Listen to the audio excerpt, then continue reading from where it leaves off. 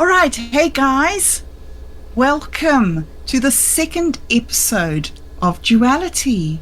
I'm here again on the wonderful world of weirdness with Roger from Roger Hansen Live, and we are delving into the dance that goes on throughout all history and all time between masculinity and femininity.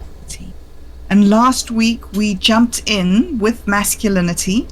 We explored the concept of masculinity as an axis, and we talked about the core of masculinity being love. And then Roger brought to our attention the fact that even though these things are called masculine and feminine, it doesn't mean that women don't have masculine and men don't have feminine. We have this duality within us, and it's important for us to balance those things and to be able to use our feminine side and our masculine side in harmony with each other. And so I thought, because the conversation went like that last week, I thought that we would delve a little bit deeper into the feminine aspect, because the core of femininity is balance. So just like the masculine axis is this sort of, like, you would imagine a metal column, right, that radiates from lead at the bottom, iron at the bottom, then lead, tin, all the way up, all the way to the top to gold.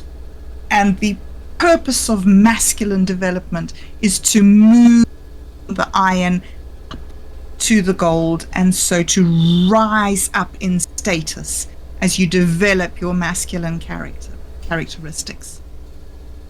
The feminine aspect, the feminine axis is horizontal, and it doesn't exist as a thing. It's more like an energy field, and it was conceptualized as earth, water, air, and fire. And if you think about that carefully, you realize that it is the solid state, the liquid state, the gaseous state, and the combustion state of energy and of matter. And then you can see that femininity is a flow between states, between energy states. And you see in women, you have the great emotional outbursts and emotional responses to the world, which are so important for a woman to be able to bring up her baby healthily, to be able to tune into the tiniest little emotional response in her baby. And yet, when she is not being a mother, that amount of emotions can really, really, really contaminate her life and her society unless she learns to balance those forces. And so that is what I say, that the core of femininity is balance. To balance those energy flows in your life so you develop a stable emotional environment within which to bring up your family. And that is possible because you are attached very, very firmly, shall we say, to your masculine other. This solid core of metal that's at the center of your life and around which you flow. And so, yes, there is this amazing dance that we dance. And as Roger pointed out last week, it is a big pity that these words are masculinity and femininity and that they are tied to gender, because these concepts transcend gender. Even though we understand gender and we understand our gender role, in terms of these things, they are not masculinity and femininity in terms of gender. They're masculinity and femininity in terms of conceptualizing our universe, in terms of things that guys like doing, going out there and building things and doing things and changing and achieving. That's a part of Mother Earth. And then there's also the feminine, which is staying the same, the sun coming up every day, the earth going on, always a second chance every morning. So, yeah. All right, that is my introduction. Roger and I have had a really amazing talk so far. And so, before I continue, before I jump in and ask Roger to carry on and explain more to me about what he was telling me about dualism and Zoroastrianism, I would like to introduce him. Co-host, Roger Hansen from Roger Hansen Live, who's also known as Infamous, who is a gamer, a game developer, a podcaster, a streamer, and a really good guy. So welcome, Roger. Thank you so much for being here with me tonight. I'm glad to be here this morning. Thanks for having me. Such a pleasure. Such a pleasure. Such an interesting conversation we're having. So you were saying just before the show, you were talking about how Zoroastrianism has these dualities of good and evil, where good is not more heavily weighted than evil? Yes. That's very interesting. It's interesting how they interpret good and evil when it comes to all that stuff. It really is.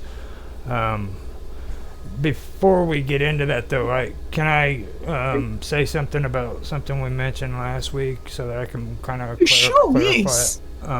Last week, when I didn't realize. When we were having a conversation of love, I should have been careful about how I said that, because I made the statement that there's all femininity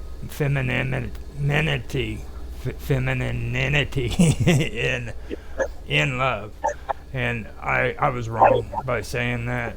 I should have thought it through, because love, like pretty much everything else, is everything has both a feminine and a masculine aspect, you know what I mean? So I should have really thought about that before I said that, because love has both the feminine and the masculine, like we do. Like everything on this planet, you know what I mean? They have both. So when I said that, I shouldn't have said that. That wasn't correct. So that's what I wanted to put out there. Okay, cool. No problems. Yeah. Well, I think that one of the things that I've noticed about having these conversations is that we seem to have come to a place in society where we are battling to express ourselves. Mm-hmm. And we're seeing this reflected in our youth, which have these really big gender crises going on. Yeah. So I think that what's great about doing a show like this is that we can put these ideas forward, we can have these ideas, and then later on down the road we can say, hey, hold up, what I used to think, I maybe don't think that anymore, or I expressed that. So yeah, I appreciate that. I think that sets a really great tone for our podcast going forward. This is like a conversation of exploration. Right. We're not experts and we're not laying down the law.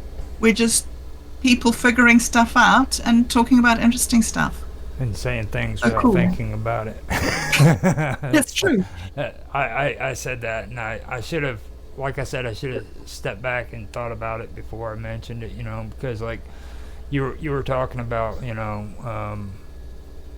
out of love, you take care of your child and stuff like that, and you have responsibilities, and that's all the masculine aspects, mm-hmm. and the nurturing and being receptive and all that. That's the feminine energy that you put into taking care of a child. You know what I mean? That's the duties of being a father or a mother. Taking care of your child, making sure they're fed, going to work, things like that. That's all the masculine aspects. Masculine aspects of peace. You do things out of love. So I should have thought about that whenever I open my mouth, basically. So, if you want, I could talk about Zoroastrianism. Okay. Yes. Let's go on and talk about that a little bit, because I think that's kind of up what I was saying about these concepts being bigger than gender. They're really big concepts that we're talking about. Well, you've been coming up with some really good concepts too about ancient civilizations and the feminine aspects of their deities and their societies too. So like, instead of talking about the dualism, I can actually bring up like the feminine and masculine aspects of Zoroastrianism for you if you want me to. That way. Yes. Cool. Well, the gender-based aspects of Zoroastrianism doctrines, they're multifaceted and they're complex, and at times it's a contradictory. Study of the religious ancient history through its text is complicated by what they call the Avastin language roots, root nouns, and they're grammatically feminine, all right? Mm-hmm. But the religion's earliest practitioners began to anthropomorphizing abstract concepts, is what it's saying, and attributing biological and neutral gender to those concepts. So they're talking about biological or neutral genders to those concepts. Now, okay. As a result, the divine and demonic spirits of Zoroastrianism displayed gender-specific characteristics that shape how devotees viewed their societies and the roles of men and women. So they began to do that even though their language was grammatically feminine. You know what I mean? Which to me kind of gives a tone that originally Zoroastrianism was a feminine aspect. It had more of the feminine aspect of its religion. You know what I mean? Right. Right. But it began to change to abstract concepts, and it started taking on gender roles, which characterized how women and men should behave in their society. Now, the basic doctrinal dichotomy within Zoroastrianism is between Asha, or Arta, or Ard-A, which is A-R-D and then A, or it means order, which equates to righteousness. Now this opposes Draj, D-R-U-J, or D-R-U-G, which is also D-R-U-Z, and that equates to confusion, which equates to evil. So for them, they're talking about order and confusion as being good and evil. You see what I mean? Mm-hmm. So Asha is so interesting. Mm-hmm. Yes. So Asha is grammatically neuter, whereas Draj is feminine, or Druj. Yes. Okay, so confusion is the feminine aspect of Zoroastrianism. Yes. Mm-hmm. So you have two primordial eternal entities, which are believed to have chosen between order and confusion. Okay. One is the Spinta Menya, or Menage, or the Holy Spirit, equated with Ahura Mazda, and which is also the wise Lord or Creator. now regarded as God. Now, for making the religiously appropriate choice of Agra Manu, which is Ahriman, Ganag Manog, the angry spirit, or destroyer, now regarded as the devil, for not deciding rightly. Now, the grammatical gender of Ahura Mazda and Agra Manu were transformed into biological gender as male during personification of the concepts that each represented and depicted as such on rock beliefs commissioned by Sassanid monarchs, which are that they were the ones that were in charge of the Zoroastrianist religious beliefs, the Magi, basically, which I'm sure you've heard of them, the three wise men out of the Bible. Mm-hmm. Those were Zoroastrianists. Right. So, you have basically the confusion is the feminine aspect of Zoroastrianism, whereas order is the feminine or the masculine aspect, and that would be what they represented, or what represented good, whereas confusion represented evil and disorder. You know what I mean? Right. So chaos, right. basically. Yes. So can I say something? No, jump in here and say something. Go for it. I've got a really fascinating insight about this from psychology. So our brain, in its storage system in our brain, it stores everything in categories, and the main categories that it's, the most primitive categories that it's got are yes, no, positive, negative, black, white, light, day.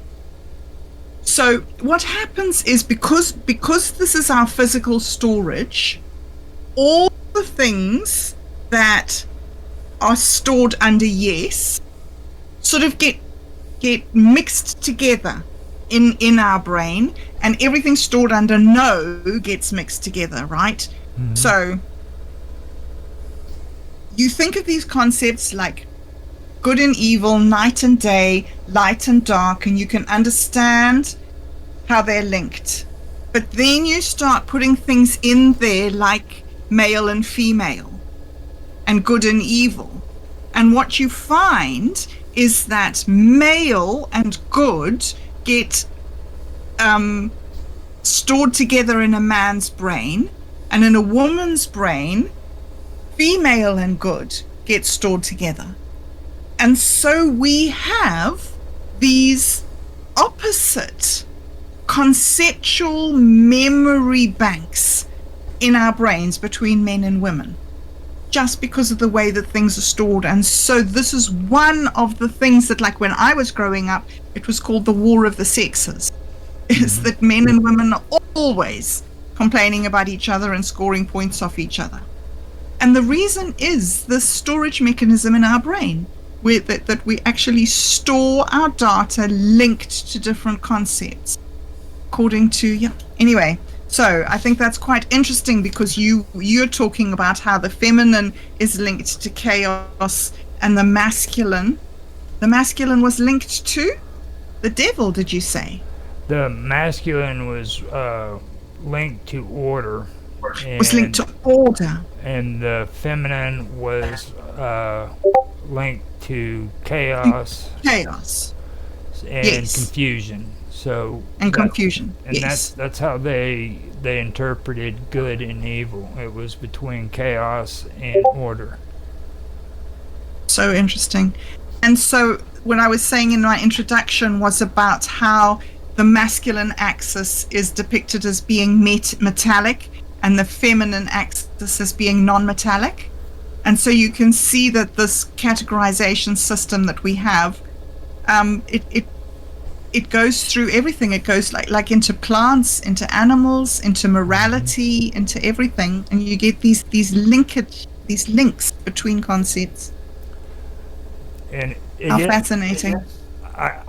When we were talking, I got a little confused there because I was saying duality when it came to Zoroastrianism, but that deals more into dualism when it comes to Right. Ahura Mazda and I forgot the name of the other one. We were just talking about it too, but Drudge, I believe is what it was, and the thing about it is when we were discussing it was like with that the Zoroastrians didn't find like they did have the hierarchy like Ahura Mazda was their main deity, don't get me wrong, but he wasn't good and he wasn't evil, you know what I mean? Good and evil were balanced, and there was just as much reason for evil according to the Zoroastrians as what there was good, and everything was according to balance, and Ahura Mazda balanced the good and the evil, you know what I mean? So the chaos and the order, basically. Here's a question that we've just got in on our stream here from Jamie Jizzle. Jamie says, how do we continue to live through such horrific things on this earth? How do you think that a Zoroastrian like priest who didn't see things in terms of good being more important than evil, how do you think that they would advise people to live through horrific things on earth from that sort of dualism point of view? From everything I've learned from them, I would have to say, now I could be wrong because I'm not a Zoroastrian priest or anything, you know, but I would have to say that the way that you live through these horrific things that are going on Earth is you have to decide for yourself what you want to be. Do you want to be good or do you want to be evil? Even though all these bad things are happening to you, you have to realize that that can influence you. And what do you want your mindset to be? Do you want your mindset to be on a good, pure path, or do you want it to be influenced by these evil thoughts, this confusion, this chaos, or do you want it to be ordered and you know, good? You get to make the choice. Which path do you want to take?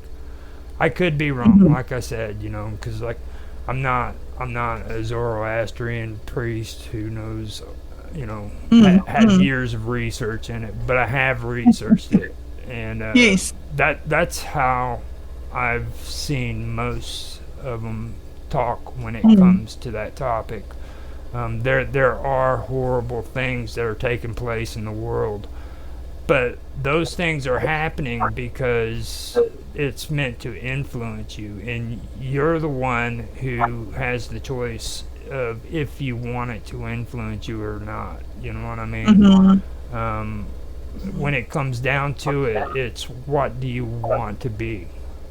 You know, through all this hardship, do you want to come out of it being a better person than what you were?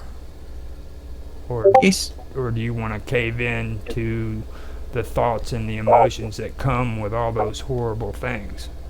You know, so that's kind of how I take it. I hope that sounds good enough. And it really is a struggle. I think I'm listening to you and I'm thinking, like, I'm facing this big trip over to South Africa, and it's quite daunting, and a lot of emotional stuff is coming up. And we're doing this podcast, and I'm thinking about balance, and I've got these big emotions coming up, and I'm thinking about balance. And I'm realizing that this is sort of daily challenge that we have, is to keep on always choosing balance. always choosing control and equanimity and being on top of things and being a better person. Mm-hmm. And in terms of that thing that you say about good and evil being equally weighted and just as important as each other, it sort of means that it's just as easy to choose bad as it is to choose good. Right. It's not sort of harder to do one thing or another. It's just a simple choice.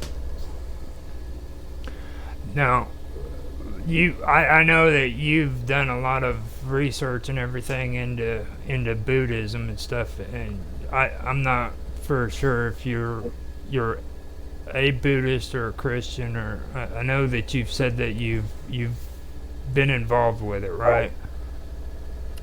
I was brought up a Christian. I've done a lot of studying into Christianity. Mm-hmm.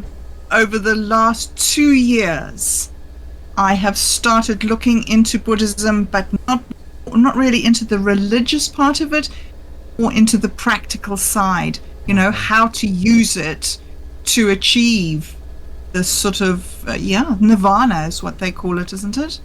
Sort of the state of peace or whatever. I have a basic understanding of Buddhism. I really wish I knew more of it, but what it really, a lot of this sticks out to me when I compare it to like Buddhism, and some of it even into Hinduism is Dharma. And do you know anything about the Four Noble Truths? Yes, I know the Four Noble Truths. Okay. Now, could you kind of explain that so that? Sure.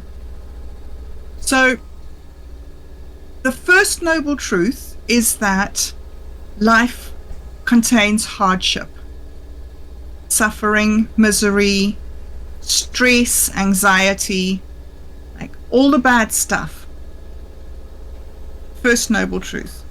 Second noble truth is we need to acknowledge that and understand where that misery in our lives is coming from. That's our duty, is to comprehend what it is that is causing the stress, anxiety, or misery in your life. And then the third noble truth is that once you know what's causing the misery in your life, there's something that you can do about it. And that you have a duty to do something to minimize the suffering in your life. Okay. And the fourth noble truth is that there's a way that you can do it. And the way that you can reduce the suffering in your life is called Noble Eightfold Path. Right. Now, can you go into the Noble Eightfold Path for me and kind of give me feedback on some of that? The Noble Eightfold Path is a way, it's multifaceted. You can see it at many, many, many different levels.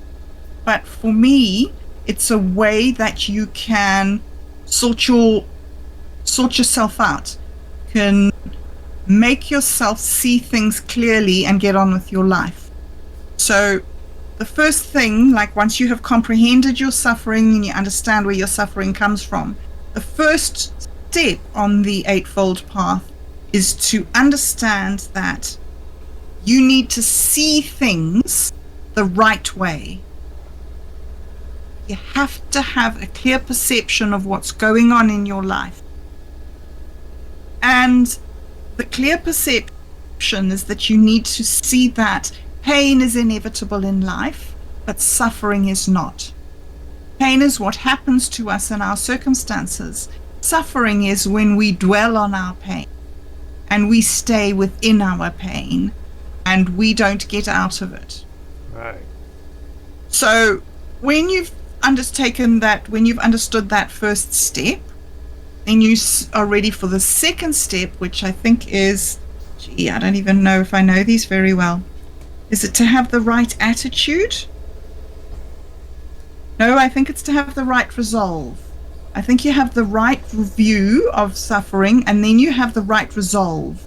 And the resolve is that you need to suck it up from deep, deep down inside your soul.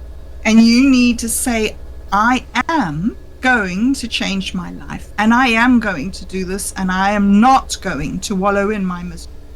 I'm going to resolve to be the person that rises above and does this thing. And when you've done those two things and you've got this resolve, then there's the next two things that you need to do. And that is to have the right speech.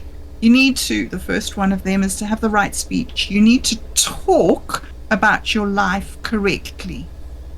So you need to take responsibility for yourself. You need to start looking at what you're doing, and you need to start making a plan, an actual verbalized plan on where you're going to go next. And when you've made that and you know what you're going to do, so it might be a list, or it might be a schedule, or it might be a 5-year plan, or be whatever it is. But once you have verbalized and articulated where you're going with your life, you then need to have the right actions to put that into practice. So you need to do things like get up in the morning and have a shower and brush your teeth and face the day and do the things that need to be done to put your plan into action. Otherwise, you're just going to have your suffering. So you've now got on your 4th step. And so then you need your 5th step. Your 5th step, I think, is to livelihood, right livelihood. You have to feed yourself. You have to take actions to make your home nice, right? That was in take action. Take action and do the right thing. And the next step after you take action is that you have to provide money for yourself. You have to have a job. You can't lay around and, like Confucius says, man who sits on hill with mouth open will have to wait a long time before the roast duck flies in. You have to go and you have to get a job and you have to feed yourself. Or you need to dig in your fields and do your carrots or whatever it is. But once you're feeding yourself and you're taking responsibility for yourself like that, you need to know that you have to put in the effort. You have to put in the right effort to make the things keep on happening. Because it's exciting when you first start getting going, but it doesn't stay exciting. And if that's where you need to look back to the 2nd step, and you need to have that resolve so that you can put in this effort, this massive, massive effort that it's going to take for you to be a good, decent, respectable, noble human being, and not just one of the masses who don't care and who don't try. Once you've done all those 6 steps, you're ready for the 7th step, and the 7th step is mindfulness. Mindfulness is a technique in Buddhism where you train your brain to keep all these things in mind so you don't forget. Like, I'm always forgetting all the things that I ought to be doing. If you can get to the 8th step, then you keep these things in your mind and you don't renege on your responsibilities. You don't forget to feed the cat. You have that focus that is necessary for you to be a success in life. And if you have been through all those 7 steps adequately, and you've trained yourself and you've focused yourself and you've become mindful, then the final stage is that you enter into a state of right concentration. And right concentration is like that attitude that you need to have to be a successful person. It is the difference between being somebody who sits around immersed in their suffering and somebody who has the pain and has the hardship but gets on the path and lives their life anyway. Okay, so that's totally my interpretation of it. Well, you did a good job. job. Been studying this just myself. Yeah. So don't take that as gospel. I, But that's you did a great job. And you know how you was talking about duties? You hit it right on the nose. Like, you know what duties are, don't you? obligations. Karma. Oh, That's karma. Yeah, that's exactly what it is. When you say duties, you're actually talking about karma. Right. So, Yes. have you ever heard of RITA, or RTA? It's spelled RTA. No. It's part of what you were talking about with the Four Noble Truths and the Noble Eightfold Path, okay? And the most amazing part about this with Dharma is everything you just explained was the masculine aspects of Dharma, okay? These are the things that you have to do. Now, Yes. when it comes to Dharma, with the feminine aspects, it's virtue and purification. That's it. Wow. That's it. Okay. That makes sense. Wow. Virtue and purification. Right. Those are the feminine aspects of Dharma. Gosh, that's fascinating. With all the And it stuff makes you, yeah, that's what gets total me. sense. You know, Yes. with all the stuff you just sat and explained, that's all the masculine aspects of Dharma. Like, Yes. so I thought that, and see that Fascinating. blends into Zoroastrianism too, because they all come from the same beginning. They all come from Indo-European ideologies, Mythra Yes. and stuff like that. Yes. So it goes farther back even. Mm-hmm. So, How far back do you think it goes, Roger? well, back when we first started eating horse meat, You reckon? yeah, I'd almost guarantee that it was believed back then, and that was the beginning. That when, the first kind of animal that we actually hunted was freaking horse, because they were the easiest to catch. Mm-hmm. So you're talking about an ancient belief that goes a long way back.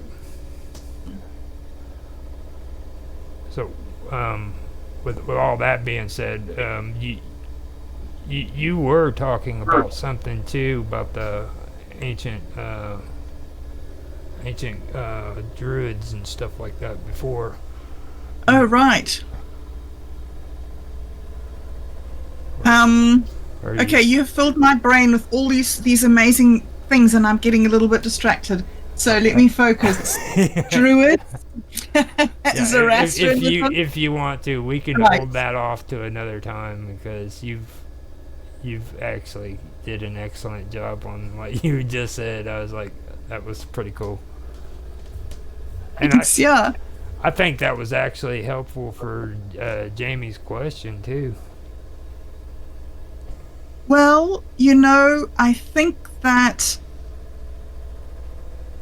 it's fascinating.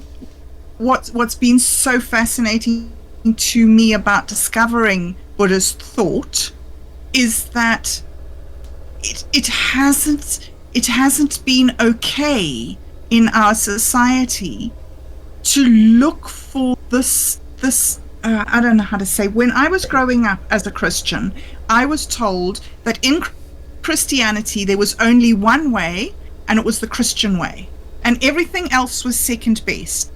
So don't even bother. Just stay with this way. This is the best way to do it. Just do it this way. And that sounded like a sensible argument to me.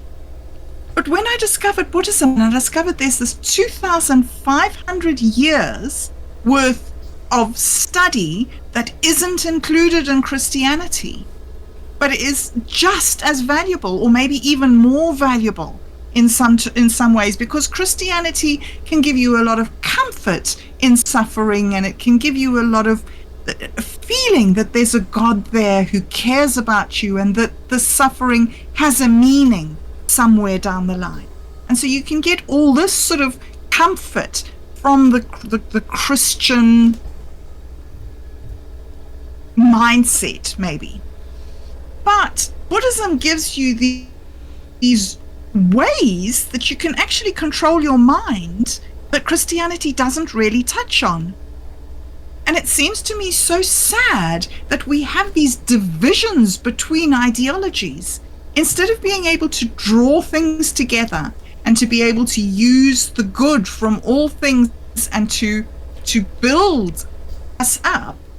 We have these competitions, like don't look to them, they can't help you. Oh no, don't look to them, they're wrong in that way.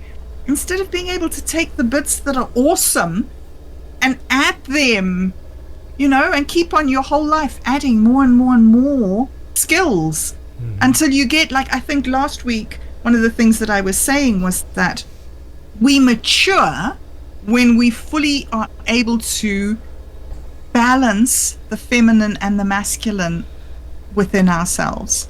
And so it's why old people are wise, is because it takes a long time to be able to balance the masculine and the feminine. And so it's only a few old people that have actually got it right. Yeah. So it takes a long time to understand and to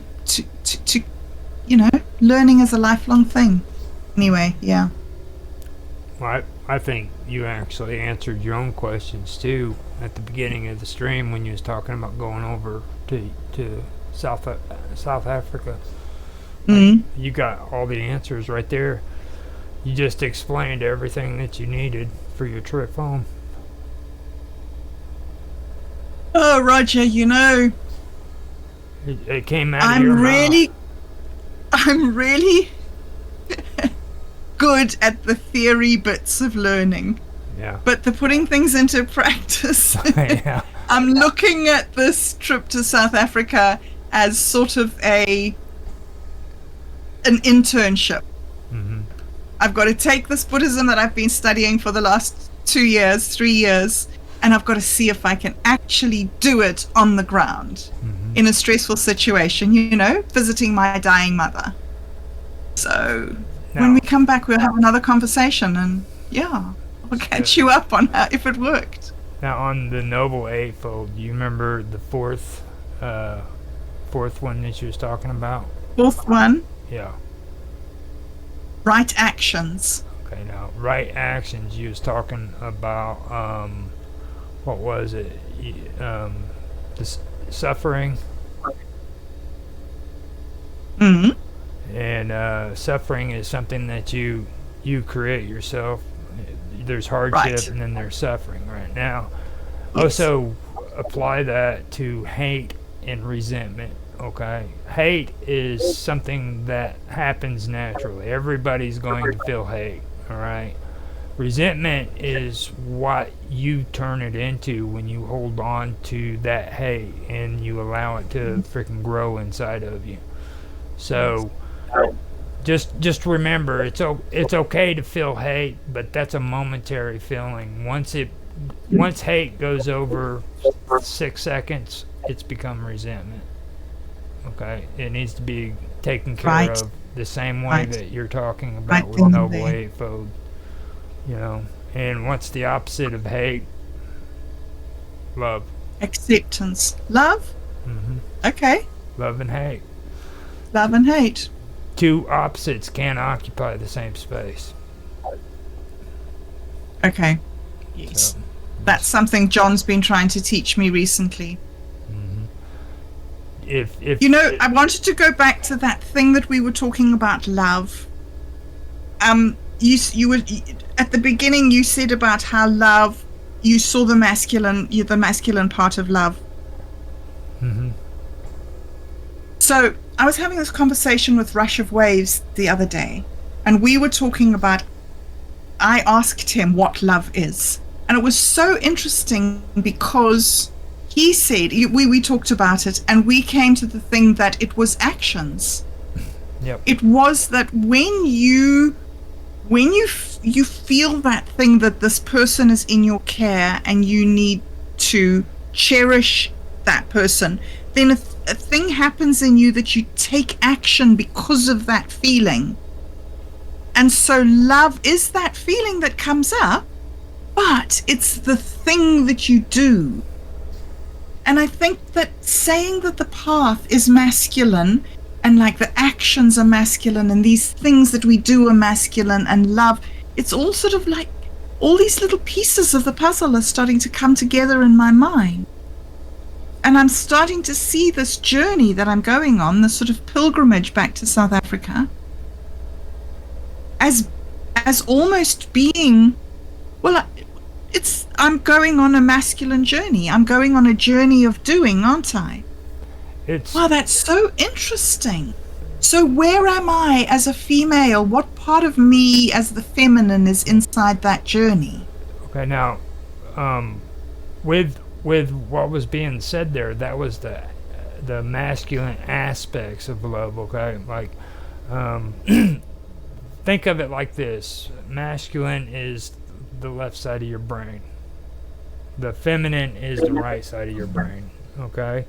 Now, whenever you think masculine aspects of love, you're thinking the external. You're focusing on the external part of love.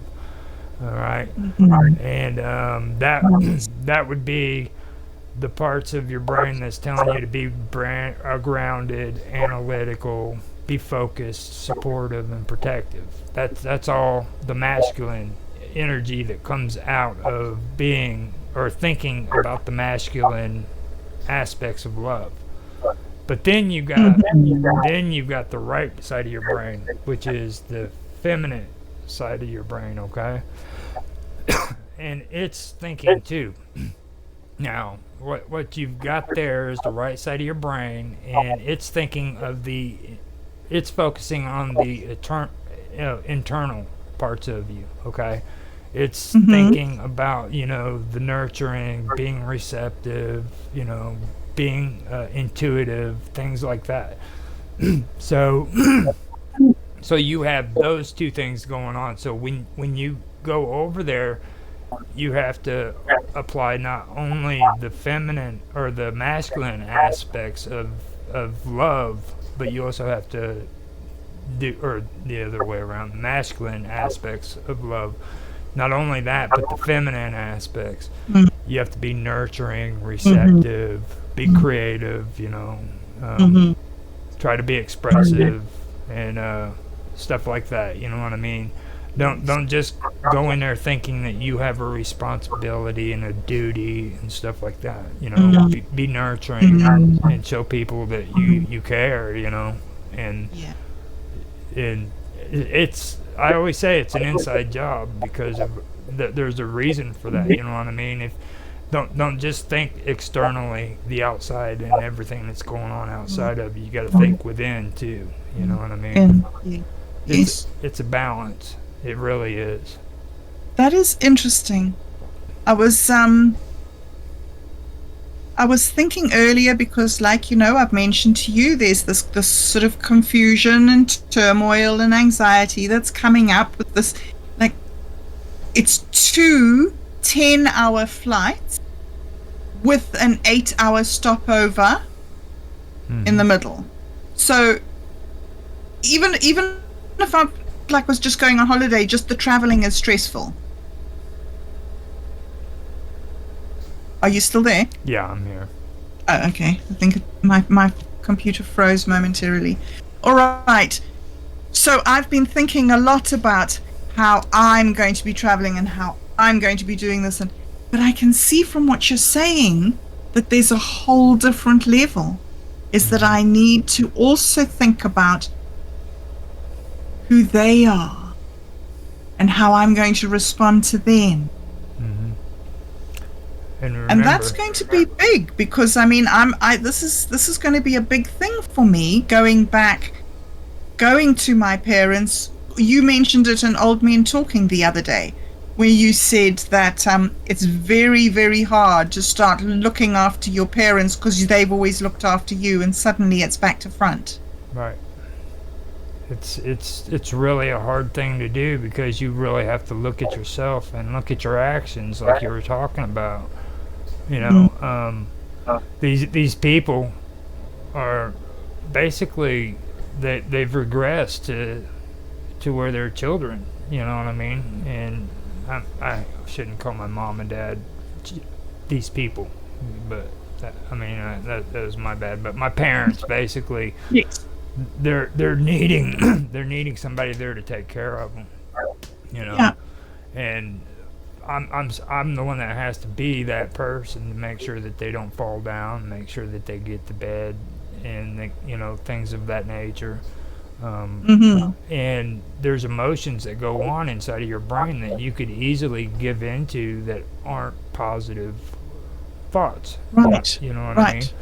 I mean? Right.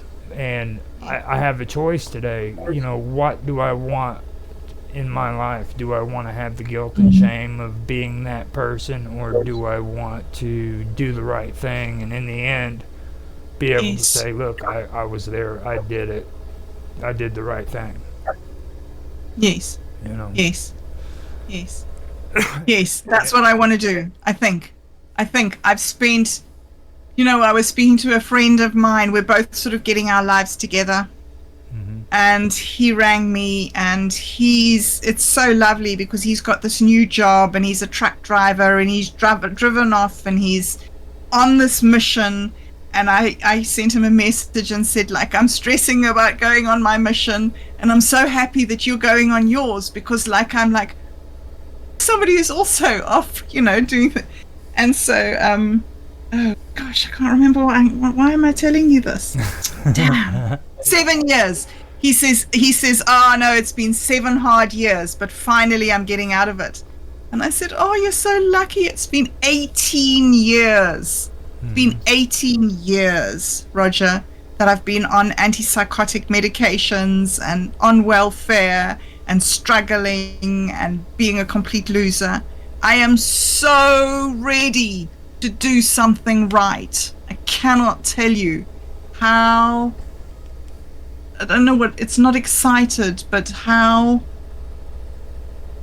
ready I am to succeed. Yeah. I want to go there and I want to be a good daughter and I want to say all the right things. And sorry, Connie, this isn't therapy session. It's fine. It is fine. This is your show, and you're telling everybody. You're telling everybody what's going on in your heart. That's what's important. Yeah. And I think you're going to do great. I've always thought that you were going to do great. Even when I first met you, you just have something inside of you that's good, And you the thing of it is you need to believe that. I already believe it, but you need to believe it. That's what the key is. You need to believe it. You're not a loser.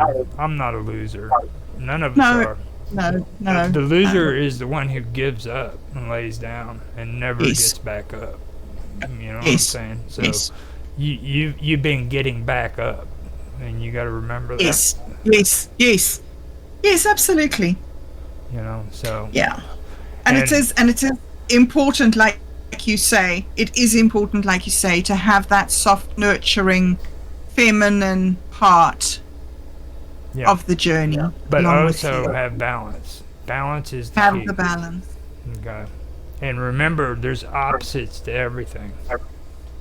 Right. Okay, so if you have a negative in your life, look for the opposite. Look for the positive. What's the opposite of this? Anger. You see. What's the opposite of being sad? Be happy. Just be happy. Just choose it. Yes. Choose to be happy. Say, you know what? I'm not gonna make my day freaking crappy. You know what I mean? Just because it started out bad doesn't mean it has to be bad until the end of the day. I can start my day at any moment of the day that I wish. All I gotta say is, I'm starting over. That's it. This is the beginning. It's amazing. Yeah. That's something Rush has just taught me. He was talking to me about, like, did you know that there's 2 nervous systems? You've got I can't remember, parasympathetic and a sympathetic nervous system. system. And the one set of these organs and things makes you get going. So it's like when you need to, when you need to run a race, or you need to physically active, all this energy and everything, and your heart starts pumping, and your blood goes faster, and you pick up more nutrients, and you get more oxygen, and then when you've finished all that, you've got a different nervous system that clicks in, and it soothes everything. And so your heart rate drops, and your breathing quietens, and all the other things that happen. And you can control those reactions just like you can control your breathing. Isn't that amazing? Yes, it is. Like, you can think to yourself, I want my heart to beat faster, and it will actually beat faster. Have you ever heard Did of you know that? Have you ever heard of serotonin and dopamine? Yes, I've heard of them. That's some of the stuff that's taking place in the process that Right. you're talking about right there. And Okay. deep meditation is really, really key to a lot of things, because like people don't realize that's not just like, well, you hear other people say it, and I'm not going to say it, but they say that it's just that spiritual hocus pocus stuff. Yeah. Okay, yeah. But Yeah. the truth is meditation is also it's beneficial to you on a physical, healthy way of living. It helps you with your freaking blood pressure. It helps you with all that. So Incredible. And I've heard about meditation for years and years and years and years and years. And I've always been like, yeah, sounds great, lovely. And I've never tried it. And the first time I sat for an hour and meditated, it changed my life. I don't think I'll ever be, I don't meditate every day. Sometimes I meditate once a week. Sometimes I meditate every day. But, so I'm not like a hardcore meditation practitioner. But I just think that it's something that will be with me for the rest of my life. Because it works. Yeah. Because I just had to try it. I was like, wow, who knew? 2,500 years people have been breathing because it actually works. I'm telling you, man, there's something about it. If it works for all these people and they've been doing it for thousands of years, they must be doing something right. You know what I mean? Something right. So it's so good. Anyway, so I would like to add that to Jamie Jizzle. Jamie, if you're still with us, I think that meditation is probably one of the most beneficial things that I have ever come across in terms of what you can do for yourself, in terms of self-care, self-help, and building your strength and building your spirit, building your self-discipline and your self-determination. Really, really, really, really good tool. And on that positive note, Roger, I think that we should maybe wrap things up, or do you have any final thoughts for this evening? No, I just want to say I hope the best for you on your trip home, and let us know what's going on with you when you get back, and love you to death. So no, Roger, man, that's so all much. I gotta say. You are so wonderful. I am really sad to be having this break from these wonderful, wonderful live streams that we've been doing, but I'm so excited that I'm going to be coming back, and we're going to be just jumping straight into our schedule and carrying right on. So thank you so much for making this show a possibility, and for all your encouragement and your wonderful words. Yeah, and I hope things go well with you, and I'll see you and I'll see all the listeners also. I come back in 3 weeks' time, and I will be 60 years old, so I will officially be a matriarch when I return. There you go. We will give you a ceremonial, royal ceremony of whatever kind. I don't know what they do in England, so we'll make one up. We'll make one We'll up. make There one we up go. for the wonderful world of weirdness. Yes. Okay. I don't know if you want to do that. I don't know. Yeah, I won't say that on air, maybe. Okay, right. Thank you, Roger. Thank you, everybody, for listening, and I'll see you again soon. Good night. Good night.